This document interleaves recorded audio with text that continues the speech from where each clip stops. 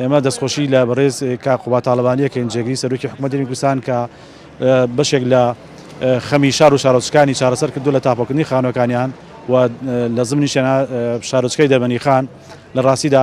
ئێمە دوای زنجیرەیەک سەردان لەگەڵ بەڕێزان سەرۆکی شارەوانی دەربەنی خان و باوەخۆشیێن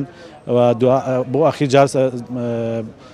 سەردانی بەڕێز دووسیگەی کاقوباتمان کرد و لەوێ بەشێک لە کێشە و خەمەکانی دەربەنی خانمان گەیاندا ئەوێ و لە زمانیانە یەکێک لەو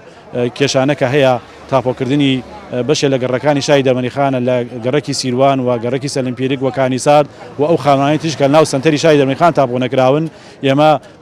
لە زمانی سەردانەکەمانە ئەو پەیامان گەیاند و ئەو داوامان لەگەڵ کۆمەڵی داوای ترا و ئیشەڵا لە ئایندا ئەنجامی ئەو داوانش دەرئەکەوێت و خۆشبەختانە ئەمڕۆ